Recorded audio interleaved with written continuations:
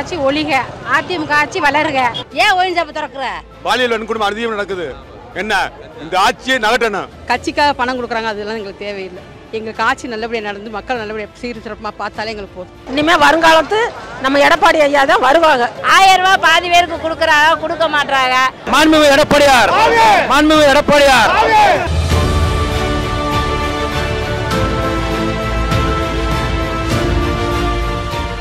திமுக ஆட்சி ஒழிக, அதிமுக ஆட்சி வளருக.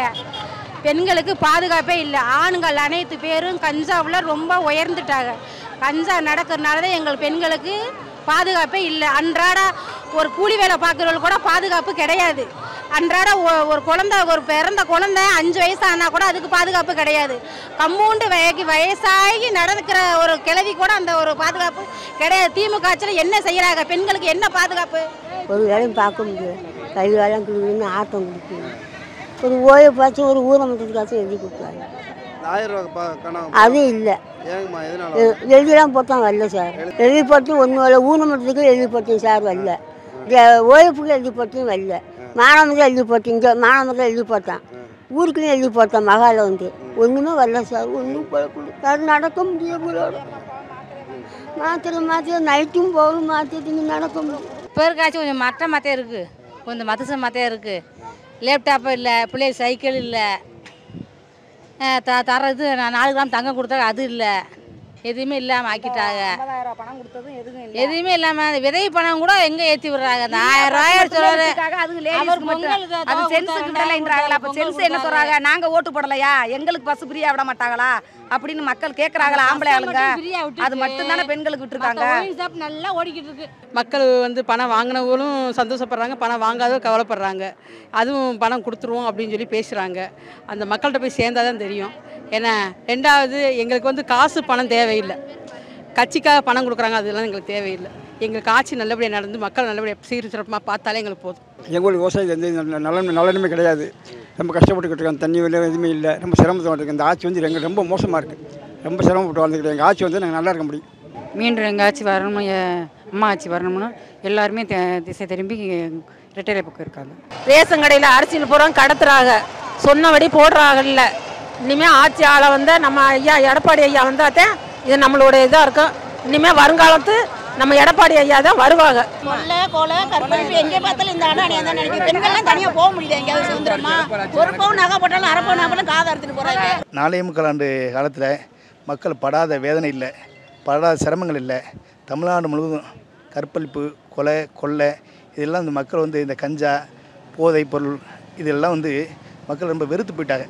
விலைவாசி ஏற்றம் இதெல்லாம் வெறுத்து போய் இன்னொரு அம்மாவுடைய ஆட்சி வராதா, எடப்பாடியார் மீண்டும் முதலமைச்சர் வரமாட்டாருன்னு எல்லாரும் எதிர்பார்த்துக்கிட்டு இருந்த நேரம். இந்த ஆட்சி எப்போ விரட்டு போகிறோம் அப்படின்னு தன்னெழுச்சியோட புரட்சி தமிழர் ஐயா எடப்பாடியார் பார்க்குறக்காக தமிழ்நாடு மக்கள் திரண்டு வர்றாங்க. ஒயின் ஷாப் நல்லா ஓடிக்கிட்டு இருக்கு. அவங்க வேலை ஆகிறது 500 ரூபாய்க்கு, அதை குடிக்கிறது 300 ரூபாய்க்கு. அந்த 200 ஓவாயை கொண்டு வந்தால் எப்படி சாப்பிட்றது? 200 ஓவாயை வச்சுக்கிட்டு ஏன் ஒயின் ஷாப் திறக்கிற? ஒயின் ஷாப் ஏன் திறக்கிற? நீ ஒயின் ஷாப் ஏற்றி வச்சு போட்டு இங்கே பஸ்ஸை விட்டு என்ன செய்ய? 10 ஓவாய்க்கு நாங்கள் கொடுக்க மாட்டோமா? 10 ஓவா கற்பழிப்பு எல்லாம் நடக்குமா அம்மா இருந்தா? அவர் எல்லா சலுகைகளும் கொடுப்போம்னு சொல்லியிருக்காரு. ஆட்சிக்கு வந்தோடனே எல்லா மக்களுக்கும் நல்லா உதவி பண்ணுறேன்னு சொல்லியிருக்காரு. நல்லபடியாக பண்ணுவாருன்ற நம்பிக்கை எங்களுக்கு இருக்குது. நாங்கள் நம்பிக்கையோடு கண்டிப்பாக ஓட்டு போடுவோம் ரெட்டலைக்கு. 5 வருஷத்தில் இந்த ஆட்சி மாற ஒரு மறுபடியும் மீண்டும் அம்மா ஆட்சி எடப்பாடி தலைமையில் அமையும் சொல்லிட்டு மக்கள் பூரா ஒரு எழுச்சியாக இருக்காங்க.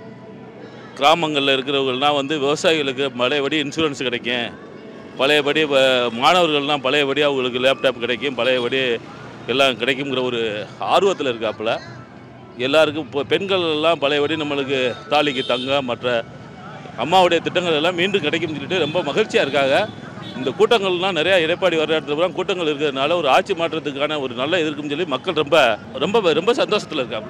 இந்த 10 ரூபா எல்லாமே போகிற மணி பேசுகிற காசு நான் போய்கிட்டு இருக்கேன். அதுக்கு 100 போய் பிச்சை எடுக்கும்போது தான் தாங்க தாங்க தாங்கன்றாப்புல இருக்கு. ஏய் இருமா வரேன் அப்படின்னு நீ வாங்கலேன்டா எனக்கு வந்து அவதாரம் போடுவேன். 500 ரூபா ஃபைனுன்றாங்க. இது தேவையா? நல்ல ஆட்சி வரட்டும். பாலியல் வன்கொடுமை அதிகம் நடக்குது. என்ன இந்த ஆட்சியை நகட்டணும். இந்த ஆட்சியை நகட்டணும். சின்ன குழந்தைகள்லாம் சீரழியுது.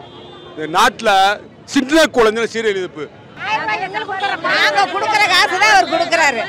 3.5 வருஷம் கொடுக்கல, இந்த 1.5 வருஷமா தான் 6 மாசமா தான் கொடுக்குறாரு. எடப்பாடி ஆட்சி நீட்டாக இருக்கு, டிஎம்கே ஆட்சி வந்து சரியில்லை, குடும்ப ஆட்சியாக போச்சு. என்ன பாதுகாப்பு இருக்கு முதல்ல சொல்லுங்க? எங்க பார்த்தாலும் சின்ன பிள்ளை முதற்கொண்டு கஞ்சாவா போயிடுச்சு. அவர் இந்த டாஸ்மார்க்கை வந்து ஒழிக்கணும். இதுல வந்து அப்ப ஐயா எடப்பாடி ஐயா வந்து எங்களுக்கு டாஸ்மார்க்கை ஒழிக்கணும், பெண்களுக்கு வந்து சலுகை தரணும். சாராய கடையை மூடுனாலே முதல்ல நம்ம ஆம்பளை ஆளுகள்லாம் திருந்திடுவாங்க, பெண்களுக்கு ஒரு நிம்மதியா இருக்கும். அதனாலதான் பெண்களே கெட்டு போறது. கஞ்சா அதிகமாயிருச்சு, கஞ்சா விற்கிறவனை பிடிக்கிறாங்க.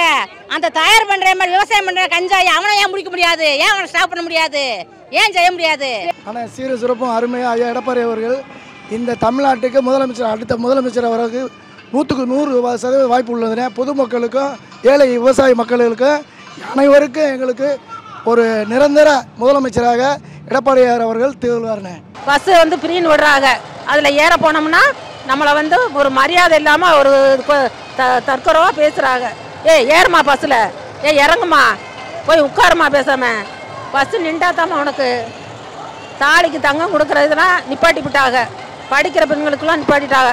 எவ்வளோ ஏழை பெண்கள் இருக்குது, ஏழை பெண்களுக்கு உதவி செய்கிறாங்க இல்லை, காசுக்காரர்களுக்கு தான் உதவி செய்கிறாங்க. இந்த மாதிரி ஊழல் ஆட்சியாக நடந்துக்கிட்டு இருக்கு. இந்த ஊழல் ஆட்சியை தொலைக்கணும். பெண்களுக்கு பாதுகாப்பு போக முடியுதா? பொம்பளை எங்கேயும் போக முடியாது. சும்மா ஜெயில புடிச்சு அடைக்கிறாங்க, தூக்கு தண்டனை கொடுக்கணும், அப்பதே பயப்படுவாங்க ஆம்பளைய. 10 ஆண்டுகாலம் ஆட்சி இருந்த அம்மாவுடைய ஆட்சியில் வீட்டு வரி உயர்வு இல்லை, தொழில் வரி உயர்வு இல்லை, எந்த உயர்வும் இல்லாமல் இருந்தாங்க. இவங்க அந்த வரிகளை 2 ரெட்டிப்பு மடங்காக உயர்த்தின மட்டும் இல்லாமல் இது மாதிரி சின்ன சின்ன தொழிலை கூட வளர விடாமல், அப்போ இவங்களுடைய நோக்கம் வந்து சாதாரண பெட்டி கடை வச்சு, ஒரு டீ கடை வச்சு, ஒரு இட்லி கடை வச்சு யாரும் பிழைக்கக்கூடாது, அன்றாட மக்கள் பிழைக்கக்கூடாது. இவங்க இந்த கஞ்சா சாராயம் இந்த மாதிரி விற்கிறவங்க வந்து பெரிய பெரிய கடையில் போட்டு அவங்க தான் வந்து பிழைக்கணும் அப்படின்ற ஒரு கெட்ட எண்ணத்தோடு இந்த ஆட்சி உருவாது. இந்த ஆட்சி எப்போ விரட்டு போகிறோம் அப்படின்னு தன்னெழுச்சியோட புரட்சி தமிழர் ஐயா எடப்பாடி அவர் பார்க்குறக்காக தமிழ்நாடு மக்கள் திரண்டு வர்றாங்க.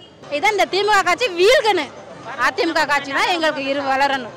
இந்த தங்கம்லாம் அம்மா இருக்கிற காலத்தில் தங்கம் கொடுத்தாங்க, அதெல்லாம் எங்கே காணாமல் போச்சு? எல்லாம் திமுக காட்சிலாம் காணாமல் போயிடுச்சு. அம்மா கொடுத்தாங்களே பொங்கல் பரிசு, அதெல்லாம் எங்கே போச்சு? எல்லாம் திமுக காட்சி முழுங்கிருச்சு.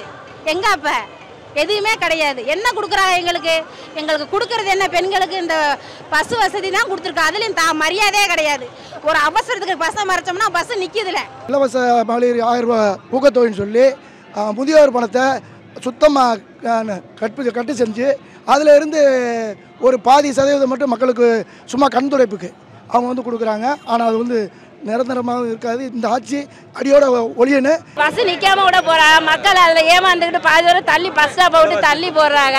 1000 ரூபா பாதி பேருக்கு கொடுக்குறாங்க, கொடுக்க மாட்டுறாங்க. அப்படி ஏகப்பட்ட பிரச்சனைகள் இருக்குது. அதனால் இது மக்களுக்கே தெரியும் எப்படிப்பட்ட ஆட்சின்னு. இதே மக்களுக்கு புரிஞ்சு நல்லபடியாக அடுத்து எடப்பாடி ஆட்சி கொண்டு வரணும்னு நினைக்கிறேன். 2026 தேர்தல் எங்களுடைய பரமக்குடி வந்து தனித்தொகுதியாக இருந்தாலும் புரட்சி தமிழர் எடப்பாடியாருக்கு வெற்றி பெறக்கூடிய மிகப்பெரிய தொகுதியாக அமையும் என வெற்றி வாக சூடுகிறோம். மாண்புமிகு எடப்பாடியார், மாண்புமிகு எடப்பாடியார், மாண்புமிகு எடப்பாடியார். அரசியல்ல உண்மையா என்னதான் நடக்குது தெரிஞ்சுக்க நாளை நமதே சேனலை சப்ஸ்கிரைப் பண்ணுங்க.